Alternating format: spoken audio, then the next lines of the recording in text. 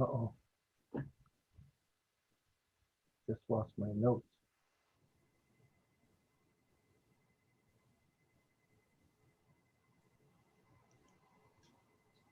All right. Welcome, everybody. We are recording right now. We just started recording and we're also live streaming on YouTube. So some of you have your cameras on. If you want to turn them off for the recording, feel free to do that. You are muted. Everybody was muted upon entry. Just going to make sure that we are, there we go. Beautiful.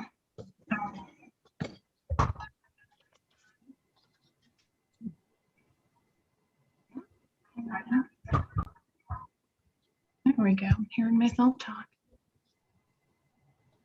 All right. Thank you so much for joining tonight, everybody. If you have any questions, please put them into the chat and we will get to them after Miley is done giving his beginning speech here. We did have a bunch of questions submitted via the submission form, so we will get to those first. If you have anything else, definitely feel free to pop it in the chat.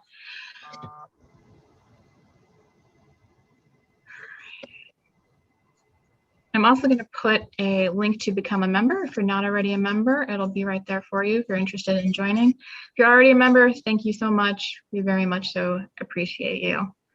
All right, most of you already know Miley. Miley just celebrated his 50th year with Connecticut Audubon.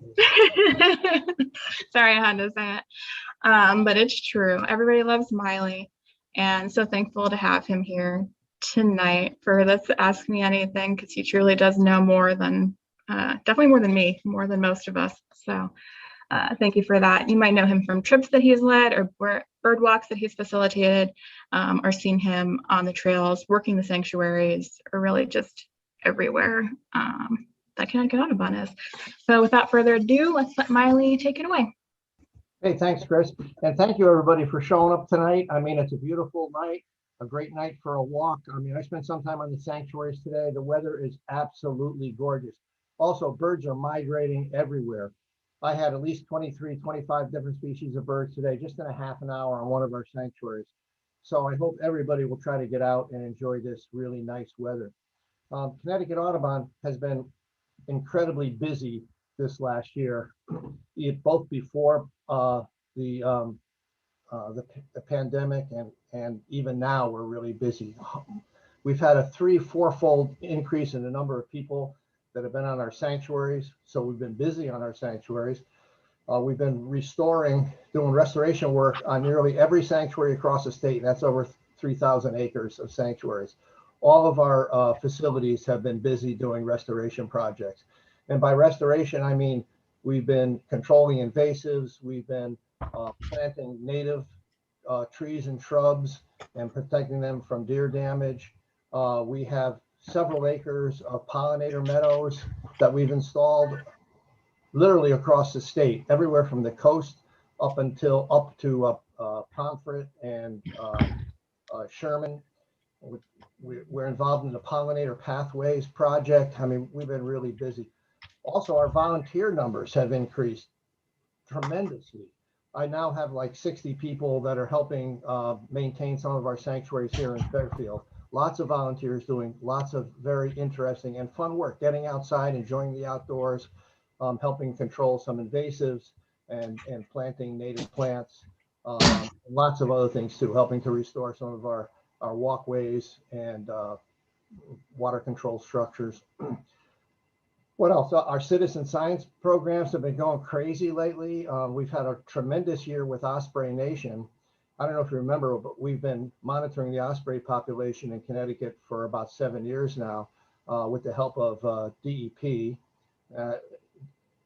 Actually, we've taken over the osprey program from DEP to the point where I think in 2014, when we first started, we had 174 monitored nests and 100 volunteer stewards watching those nests. Last year, 2020, we had 733 monitored nests and how many, let's see. Oh, and 230 volunteer stewards. So the program has grown in leaps and folds as the osprey population has increased. As ospreys have really been restored basically in Connecticut. Last year, we projected 744 fledglings out of those osprey nests, as opposed to only about 355 in 2014. So our Osprey Nation program has been very important in monitoring the health of ospreys. And the reason we're interested in ospreys, well, among other reasons, is they're a good indicator of water quality. So the better the water quality, the more abundant and diverse the fish population is. And that results in a healthy osprey population because, of course, they only eat fish that they catch themselves. Our Audubon Alliance program has blossomed. I think we hired twice the number of Alliance rangers this year, where we monitor all the coastline from Rhode Island to down through Greenwich, monitoring it for colonial nesting and coastal nesting waterbirds, piping plovers, American oyster catchers, least terns, common terns, etc. And so we have a lot of rangers and monitors out there watching over the nest, putting up the string of fencing to try to keep people off of the nesting sites, educating people about these important birds that are nesting on our coastline, and that has increased tremendously this year. Just a few other things. Our advocacy program has increased tremendously. We've been a leader in the Independent Audubon Society's group on policy issues, and we regularly serve as a liaison between National Audubon and the other independent Audubons on all these policy issues. We were able to get the Land and Water Conservation Fund and the Recovering America Wildlife Act to be top priorities for all the independents. They've all joined us on board trying to get this important legislation through. So we've been very, very active on that. Let's see. We also played an active role in rebuffing the attempts to weaken the ban on pesticide misters in residential settings. Thanks to our state office and the Roger Tory Peterson Estuary Center, we played a key role in averting plans to reroute the Northeast Rail Corridor. Remember when they were going to do the rail line through Old Lyme? We played an influential role in getting that averted. We mitigated raids on the state conservation funds, played a key role in support of legislation and passage of a referendum on constitutional amendment, which formalizes the process by which the state can divest of conservation lands. So in other words, there's a more of a tight program where the state cannot trade off conservation lands. We were active. We provided testimony to the Bureau of Ocean Energy Management in opposition to a proposal to open New England waters to oil drilling. That would be nice. We're a member of the Connecticut Forest Practices Advisory Board, which is a position only appointed by the governor. We supported limiting harvesting on menhaden, which are an important osprey prey in the Atlantic on the Atlantic coast and here in Connecticut. There's a moratorium on commercial harvesting of menhaden, and there's lots of other things. But so we've been very, very busy this year. It's probably been the busiest year that I can remember of the very few years that I've worked at Connecticut Audubon, geologically speaking, of course. And so I'm here tonight to help answer any questions you guys might have that I can help with. If you have any questions about what we're doing or how we're doing it, or but I'm I can tell you, I'm very proud to be part of this organization. I mean, this Connecticut Audubon Society has been an influence in Connecticut conservation more in the last 5 years than since I've been here. So I think we're moving ahead really well. And thanks to all the staff that makes this happen. We all work together as a team. It's a great group, and I'm just proud to be a member here. So Anyway, thank you. So should we get with questions there, Chris? Is Chris there? I am here. Yes. Oh. Yeah. Did I miss anything? Should I have mentioned anything else? I think you're good. We do have a lot of questions to hop to. There's so much stuff going on. I didn't mention everything, but there is. There definitely is. We can get started here. So we had first question pop up. Someone was wondering what was going on with the goldfinches. Oh, goldfinches. Yeah. Okay. So you're probably noticing you don't have goldfinches at your feeders now. Most people don't. Some people do. Most people don't. But this is the time of the year when goldfinches are out feeding on their natural foods. All the thistles are seeding.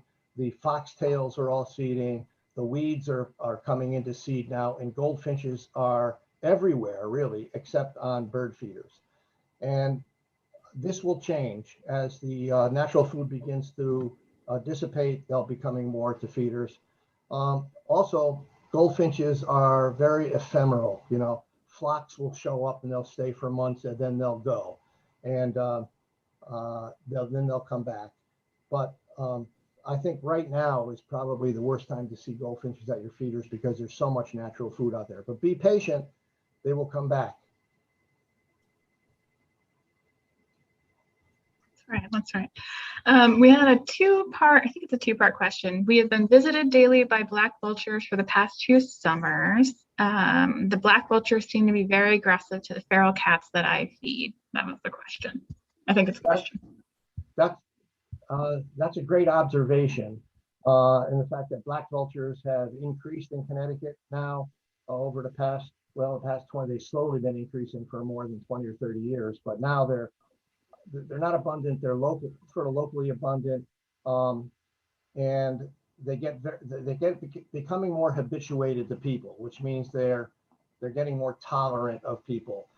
We have them here on our sanctuary at Larson, sometimes hanging around where our outside bird cages are, looking for food that might be available to them. They're in a dumpster every once in a while if we don't close the dumpster lid. So I think if they're getting aggressive towards the cats, the best thing to do is they're fighting for the cats for the food. They're not, they're trying to chase the cats away from what they feel is their food source.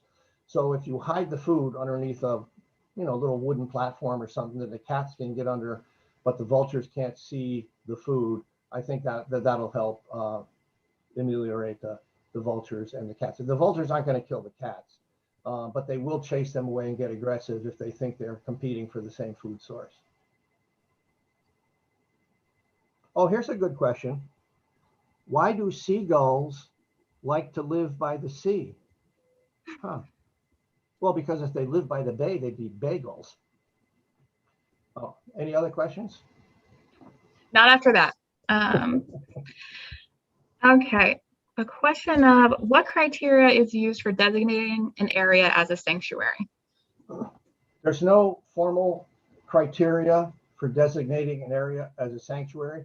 If you have a piece of property that you want to preserve as a sanctuary, you can put up a sign and call it a sanctuary. If it's your own private property, you can set up your own rules for it. But there is no formal designation of a sanctuary. A sanctuary is a place where something is protected. If it's a church, it's where people are protected. If it's a piece of outside property, it can be a bird sanctuary. It could be a sanctuary for anything, but there is no formal designation of sanctuaries. So sanctuary is what you make it.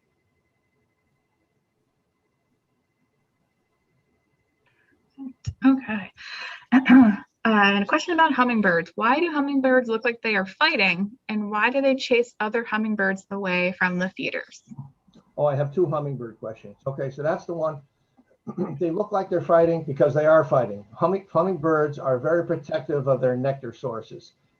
And so if you have a feeder or a specific plant that's flowering, hummingbirds will try to keep other hummingbirds away from their food source, because not so much the feeders, but the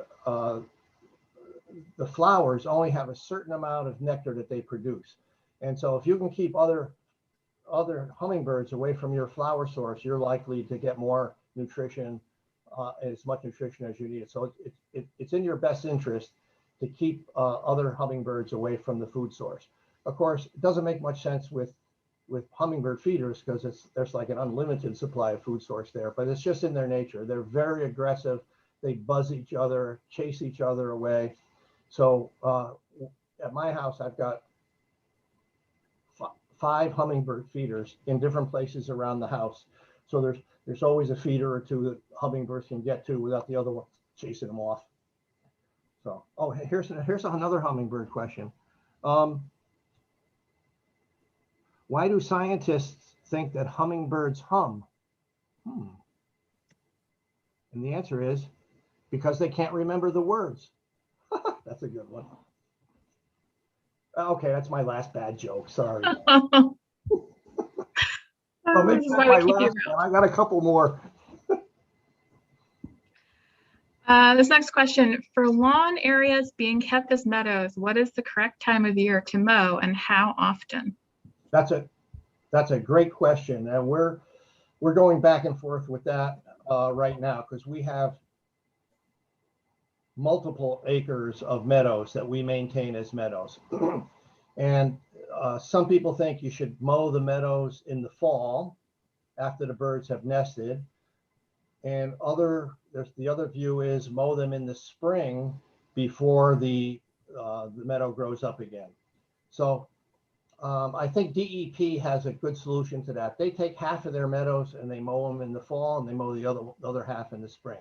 So, but whatever you do, be sure that you don't mow the meadows between April 15th and July 15th, because that's when the birds, ground birds will be nesting in there.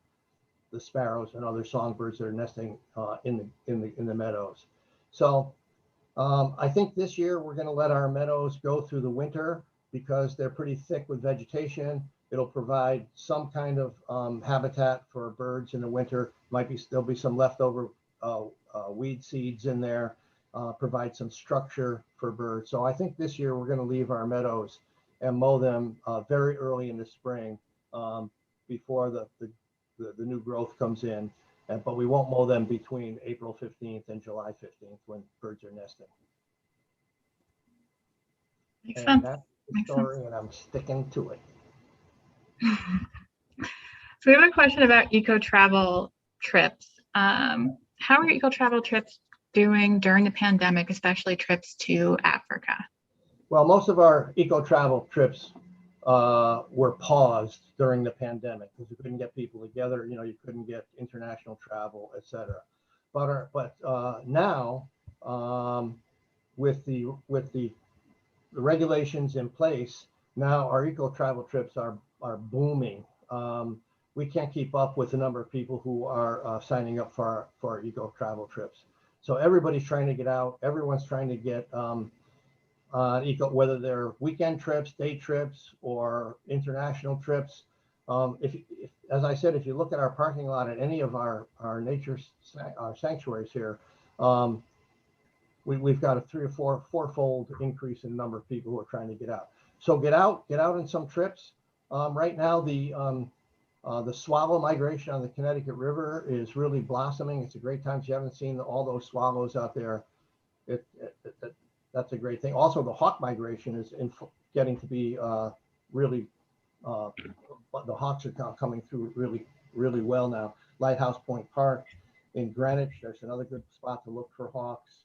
So, and the songbirds are, as I said, 25 species this morning in about 20 minutes. That was pretty good for me because I can't see anymore and I can't hear anything. All right, another one. No. Another question popped up here. What's Connecticut Audubon's involvement in climate change? Climate change. Almost everything we do at Connecticut Audubon is through the lens of climate change. From power line designations, we're on the Governor's Council on Climate Change. We're focusing on climate resiliency adaptations. So just about everything we do has a climate focus on it. All our education programs, everything. So we're all over climate change. It's one of our primary initiatives. Okay. And a question about ebird. Ebird is being used to identify the most important sites for bird conservation. Has this big data technology been used to develop a list of the most critical bird habitat that we should be protecting in Connecticut? Absolutely. And the Atlas program that we're finishing up, not almost now, we're finishing up. That is most of the data in that Atlas program has come from ebird. And so that ebird data will be critical for us in Connecticut to locate and designate those areas that are most important, not only for migratory birds, but also for wintering populations as well. So yeah, absolutely. ebird has been a critical factor in determining conservation areas in Connecticut, and will be as the data gets processed. Oh yeah, absolutely. Yeah. Perfect. Okay. Here's one for you. What do you call a funny chicken? A comedy hen. I'm concerned at how long this list is that you have of questions. Oh yeah. Okay. This person wants to know, would it be expected that the roseated spoonbird or spoonbill will find its way back south? What would be reasons that young osprey, two separate questions. What would be reasons that young osprey would get sick and die? Okay, first about the roseate spoonbill. That's a good question. As probably many of you know, we've had roseate spoonbill, one or two anyway, have been documented in Connecticut in the last year or two. So these are birds that have swung up north, and climate change probably is a factor in that. And if these were small birds, like some of the small passerines, warblers that got blown way off course by a storm, I would say there's literally no chance that they're going back, that they'd make it back south. That they just don't.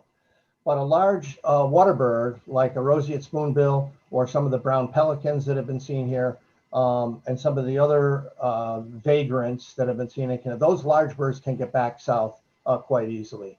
So I think there's a good chance that roseate spoonbill could easily get back down south. Now, as far as the other question, which was why are young ospreys dying, we don't have all the data in yet, but it looks like there's been a higher incidence of young osprey mortality this year than in past years. I really don't know why. I can guess that because the population is booming and ospreys are trying to nest everywhere, that they may, in some cases, have overrun their food resources.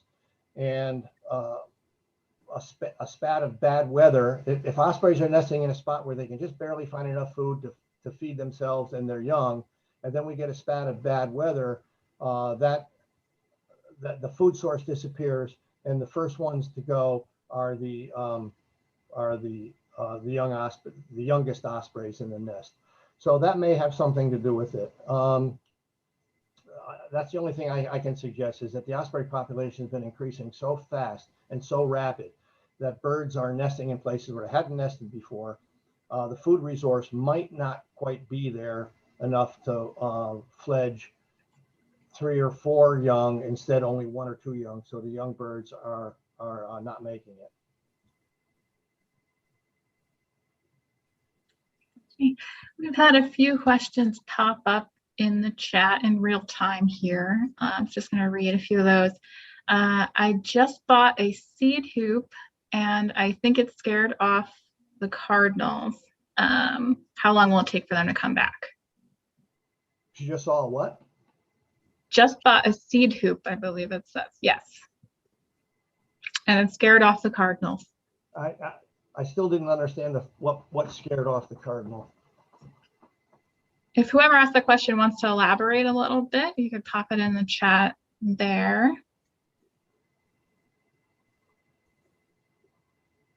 Was it some kind of a bird? a good question. Let's see. It's a form of bird feeder. It's a seed hoop. Oh, I'm not familiar with that kind of bird. Yeah, I feeder. think, like that, it's like pressed with suet, like in a hoop that's, made out of bird seed. Oh, I see. Oh, a seed hoop. Okay. It chased off the cardinal? apparently it scared them away. Yeah. Okay. So I'd go back to a standard feeder and then use the seed hoop on the side so the birds get used to both kinds of feeders, and then they'll go to the seed hoop. But instead of taking one feeder away completely and putting a new type of feeder there like a seed hoop, I put them both together so the birds can go ahead and use the feeder they're normally using, and then they'll get used to the seed hoop. That's a good answer. Yeah. All right. Speaking of weeds going to seed, what is the name of tallweed? What is the name of tallweed that is throwing off cotton like airborne seeds right now? Thistle. Could be a thistle. It could be, there's a wild lettuce that goes up. What else is there, Patrick? Patrick, is he there? There Patrick? could be native stuff too. Right now, milkweed is milkweed, right. is throwing off a lot of seeds. The butterfly weed is starting to go to seed. Some of the Joe Pye weeds and ironweeds too. I know the one she means now. It's a tall lanceolate leaf plant that's got a white seed head on the top, and the seeds are blowing off almost like milkweed, but it's not a milkweed. It's probably Latuca, wild lettuce. Yeah, it's wild like lettuce. 6, 7, 8 feet tall. Yeah, that's right. That's what it is. It's wild lettuce. But don't try to eat it. It's native. It's native. Yeah, don't eat it. And also, if you pull it out, it's sort of a neutral plant. If you pull it out, though, make sure you're wearing gloves because it's got, the milky latex in it, like that can be cause skin irritation. Yeah. Sounds right to me. The osprey nest at the Hog Island Audubon Center in Maine has been unsuccessful for several years now because of predation by eagles and owls. Do such fixed nests made by people endanger the birds, and should they be taken down? That's a good question. I would say if the nest had been predated for 2 or 3 years in a row, I would definitely take it down. And osprey nests do best if, as far as great horned owls are concerned, the osprey nest, if it's out on a marsh someplace, it's less likely to be predated by great horned owls than if it's closer to a woodland area. So if the nest is further out, it's less likely. Eagles are a problem because as the eagle population increases, they will predate the young ospreys. And they'll learn, as well as the great horned owls, learn where those nests are every year. So if your nests are getting predated by ospreys, by eagles, and by eagles and owls, every year I take the nest down for a few years and let things calm down, and then try it 2 or 3 years later. Yeah, there's no sense in feeding baby ospreys to eagles and owls. So I don't think. That's my own personal opinion. All right, it looks like I accidentally skipped one up here. It says, I went on the swallow boat trip, but because of the weather, we couldn't see the swallows. Is there a place to see them that doesn't involve taking a trip to Connecticut? I am from Western Mass. There are other swallow concentration areas, but I don't know of any that are north or northeast of Connecticut. Yeah, I don't know of any in Mass. The Fort River area, in a little earlier in the summer is a great place to see swallows staging, particularly barn swallows. That's an area we've worked with Mass Audubon and the Trust for Public Land and the U.S. Fish and Wildlife Service to help protect, because we work, regionally in the Connecticut River watershed. but it's the type of place where, you know, you can have, you know, barn and bank and cliff and rough wing and tree all sitting on the same wire for you know, in an afternoon, and just, you know, hundreds of barn swallows flying around. So that's a neat place. That's in Hadley, Mass. Yeah, purple market. There's also nesting bobolinks there. Yeah, so you got to, unfortunately, to see that big, amazing bio swarm of swallows, you really got to come to the Connecticut River. Yeah, and you can see big flocks of them like at Hammonasset, but again, that's, you know, it's hit or miss. I remember one time I was at Stratford Point and a flock of 50,000 swallows showed up, and about 5 minutes later, there wasn't a single swallow. Yeah, but left. I think she's talking about the you know, the the roost, huge murmuration. the roost. Yeah, there's you know? no others. Well, she's now asked where in Connecticut she could see them from land. Oh, there's no place you can see that swallow murmuration that isn't private property.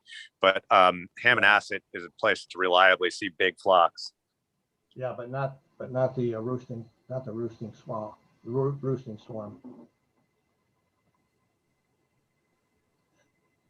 Okay. That was some extra help from Patrick and Joyce. Thank you, guys. All right, so we have a question about bald eagles. Bald eagle migration, what proportion migrate and where do they go? The bald eagle migration is largely, a lot of it is weather dependent. Like other large raptors, they migrate down from the Maritimes all the way down south to Florida and beyond. But many bald eagles will stay through the winter as long as everything isn't covered with ice. Once everything gets ice covered and the food source diminishes, then they begin to drift south.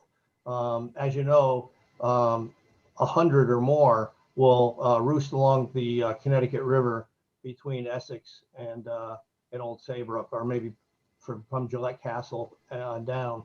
And the reason they do that is because although the river freezes, the tide breaks it up. And as the tide breaks up the water, there's occasionally fish that are frozen in the ice that the eagles can get. And so there's enough of a fish population that the eagles can spend the winter there. But yeah, I mean, eagles have large wings and they can migrate long distances in no time. All right, speaking of winter, we have a question here. When should we put up our winter feeders and when should we take them down?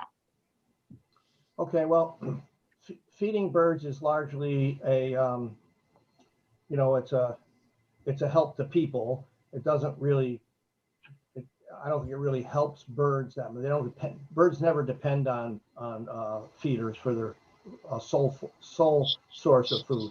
So you can put a feeder up whenever you want and take it down whenever you want. Most people wait till everything gets iced up and a little snow before they put up their feeders. But I mean, we have our feeders going all year round, yeah, just for the benefit of people. It's, you know, people like to watch birds come to their feeders, and so we can keep them. But just remember to keep your bird feeders really clean, especially in the warm months when they could get moldy and wet. So you want to make sure that the feeders and the bird baths are cleaned every week with a light bleach solution.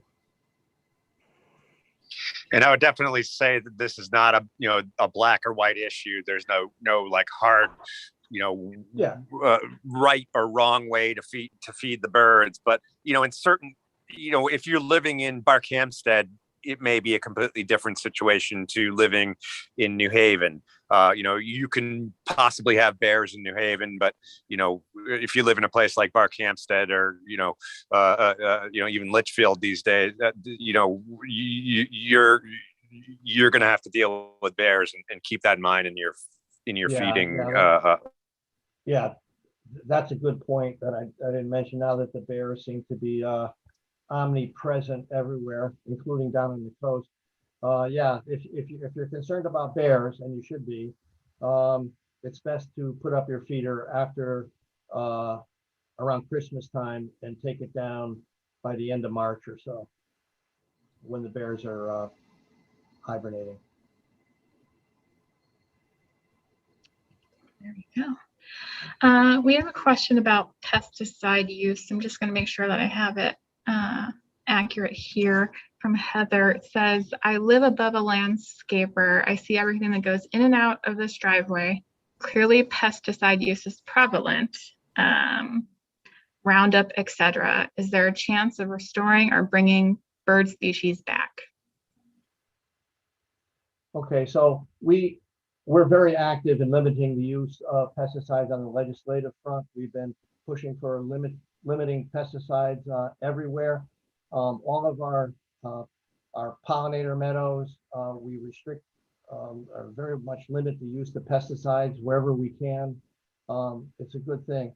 As far as bringing the birds back, probably as you know, in 2019, scientists documented North America's staggering loss of something like 3 billion breeding birds since 1970.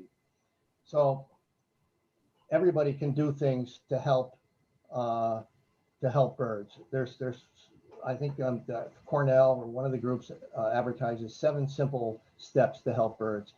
Number one is I think there's how many billion birds, up to 1 billion birds crash into windows every year. So we lose 1 billion birds just hitting windows, especially on overcast nights in big cities where there's lights on. Birds crash in, they crash into the windows. So there's all kinds of things you can do to prevent birds from hitting your windows, from putting up screens. There's breakup reflections. There's Acopian bird savers. There's all kinds of things if you're having issues with birds hitting your windows. So that's step number one. Step number two is if you have cats, then you should try to keep your cats indoors. Indoor cats are not out marauding birds. There's been estimates of cats killing something like 2.6 billion birds annually in the U.S. And this could be the #1 human-caused resource for the loss of birds, aside from habitat loss. So you keep your birds and your cats safe by keeping them inside, if at all possible. Another thing, number 3, is you can reduce your lawn. And my neighbor just did that next door. She did a great job. She reduced her lawn in half by planting a pollinator meadow there. And that provides not only pollination for things like bees and hummingbirds, etc., but also provides fall food for birds. So you can plant your pollinator, reduce your lawn, plant some pollinators, also some native plants. There's so many nice native plants they can put in there that are attractive to birds. And I think I already mentioned the one is avoid using pesticides. I think we use something 1 billion pounds of pesticides that are applied in the United States each year. 1 billion pounds. Oh, that's crazy. There's neonics, which are the most widely used insecticides, are really harmful to bees. We've been working hard to get neonics out of our system. And the reducing pesticides of all kinds is not only good for birds, but it's good for people too. A simple thing you can do is drink shade-grown coffee. Shade-grown coffee is very healthy for birds because it doesn't cut down the rainforests. A lot of our coffee is produced by eliminating rainforests, where our migrant birds spend the winter in Central and South America. There's these great shade-grown coffee plantations that both provide habitat for birds and also provide a lot of a good coffee source. Oh, sorry, some birds just flew by the window. Try to use more recyclables. I mean, plastic is a major problem. Our seas are filled with plastic. And so we need to really work hard on reducing our plastic use and converting more of our plastic use to recyclables. And that will also help. I mean, just today, I got a picture of a Canada goose that had a 6-ring holder around its neck. We've got ospreys getting tangled up in monofilament line in their nests. We had fishing line around the neck of a young American oyster catcher that clearly was not going to make it, but we were able to ingeniously, to those guys who did it, they captured this young osprey, young American oyster catcher, which was fully flighted. They managed to catch it and get the fishing line off its neck. So we got to do something about being aware of our overuse of plastics and trying to move back. And then also just go out, seventh is just go out and watch birds and share what you see. Go out there and look at birds, share what you see, get involved, go on bird walks, and participate. So, you know, those are a few things that we can do to help try to bring our birds back. And the big issue now that we're working on with others is trying to keep common birds common. In other words, we don't want our most common birds to begin to slip away into oblivion. So we're working hard to keep common birds common by using these methods. Awesome. Very good tips. Very good tips. I just wanted to add that if you join our blog, Natural Selections, you'll get links to all sorts of useful articles, and we actually have featured a list of things that people can do to help birds. And what we've been doing is putting up one by one more information about how you can specifically help. Like in the landscaping one, we have links to our talk from Peter Pacone and Desiree Groves. So there's a lot more information on our Natural Selections blog, and you can scroll through by topics fairly easy on that to see these articles. It's really a great way to keep up to date. And Joyce just popped it in the chat, so folks can see it there, that link there. All right. So the question says, it looks like a lot of the beaches at Larson have BDG. What's your prognosis long term? Well, I'm not a dendrologist or a tree expert, but I think that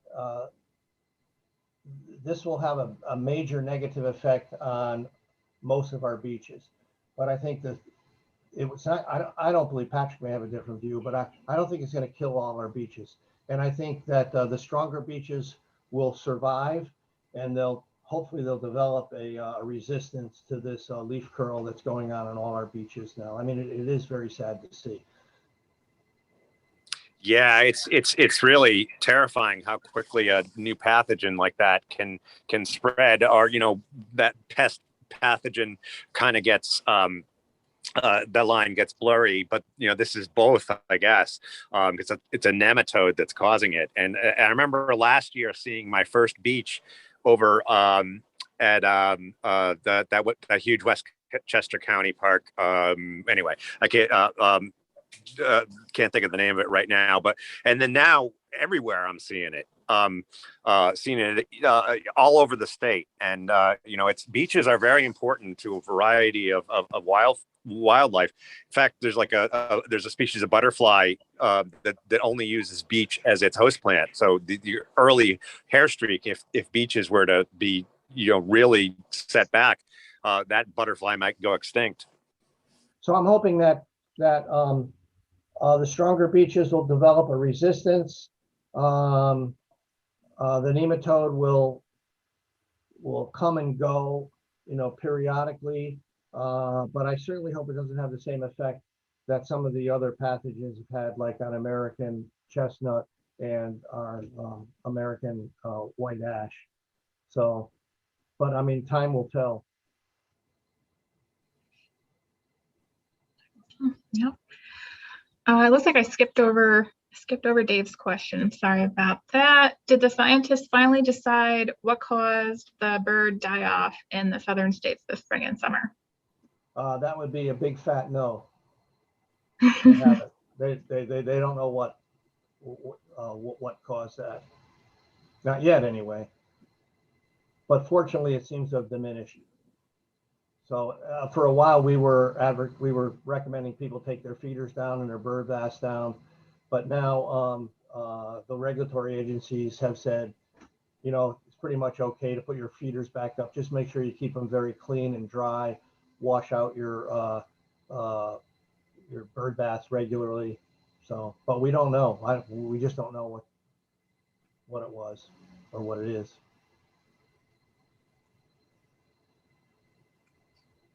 Okay. Phyllis here says, I see a resurgence of bats in my area in Litchfield. Is that universal? I hope so. They're saying that they're more common now. Is that what she's saying? I think so. Yeah. Yeah. So I hope so. I know they've been working on treating the white nose syndrome and some of these hibernacula for the bats. You know, treating the caves with an anti-fungus treatment. But I haven't really heard that the bat population has begun to recover.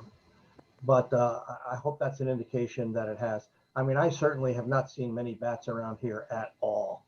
But I don't know, there's always hope. So Yeah, I think it varies by species. Some of the species are doing sure. worse than others, and yeah, and for differing reasons.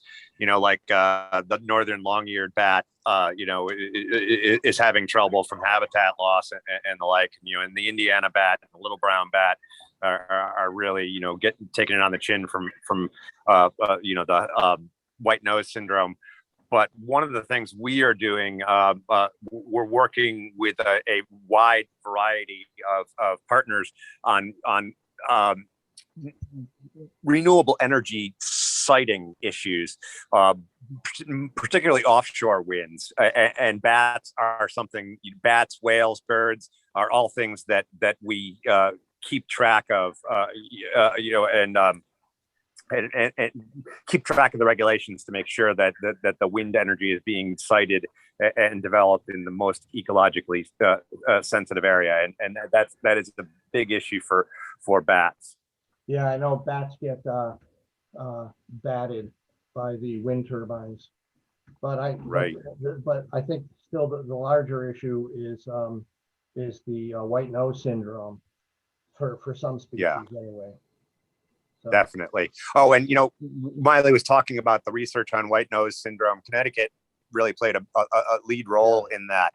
And there's some legislation that's pending down in DC that's going to be very important for bats and other wildlife. It's called Recovering America's Wildlife Act. And Connecticut Audubon's been following this and really a leader in efforts to get it passed for several years. And it's actually looking like it has a decent chance this year. That's something we're working with our other independent Audubons and National Audubon Society on, and that would really greatly improve funding for things like white nose syndrome research and treatment.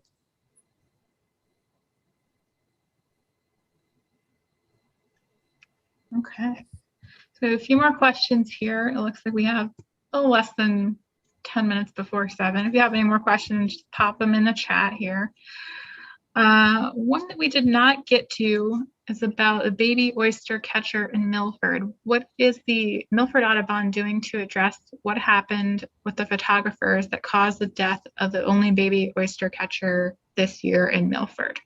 Yeah, for those of you who don't know, there was a young oyster catcher unable to fly, still being cared for by its parents, and photographers got up really close and stayed for a long time. And it was a hot day. The adults couldn't get back to the young, despite the fact that we asked the photographers to move back a bit. They moved back, then they came back again. And the long and short of it is that young oyster catcher died. So that was a very sad situation. So we were in touch, and we were working with the DEP, the law enforcement. We turned over all the information to law enforcement. We're working with the town of Milford on on enforcing their beach regulations. We are working on a public information campaign. We've got our rangers out asking people to try to stay back from nesting birds, because these birds is the only place they have to nest. This is where they nest, is on our coast, our fragile coastline, that thin ribbon of coastline that we have in Connecticut. And of course, that's where everybody wants to go down and spend the summer, right when the birds are nesting. And we can share the shore with birds and people quite easily, but people have to be aware of the consequences if they get too close to these nesting birds, especially young pre-fledged birds that are so totally dependent on their young. Education is part of it. Law enforcement is the other part of it. And so we've been working, as I said, with both the DEP, law enforcement, and the town of Milford as well. So we're pretty sure that's not going to happen again.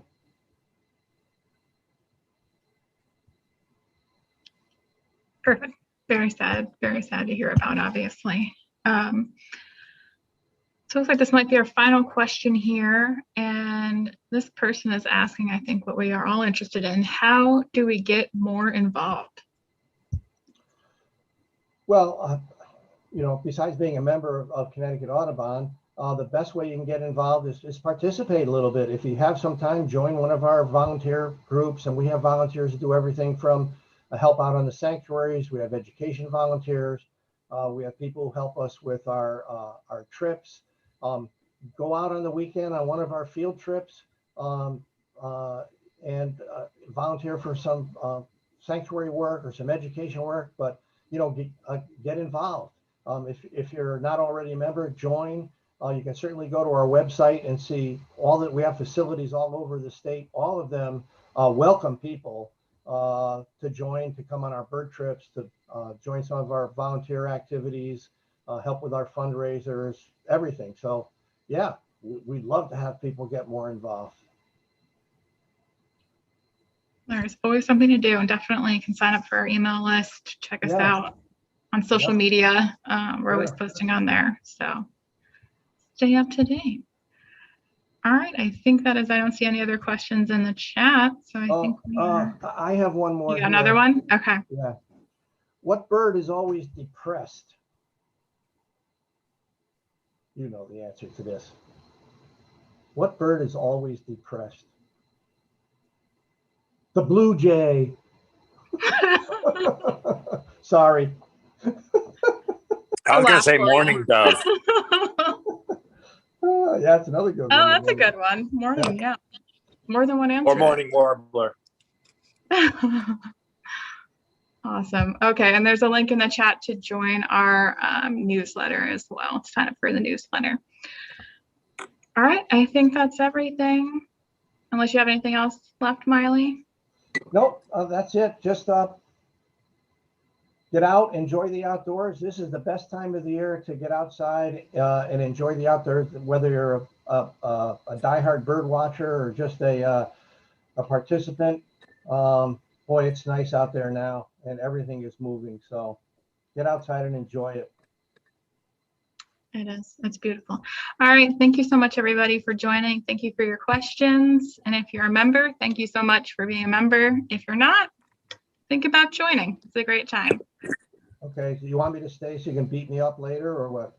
That's right. Exactly. All right. Thank you all for your support and interest. Yeah. Have a great night. Thank you. Thank you.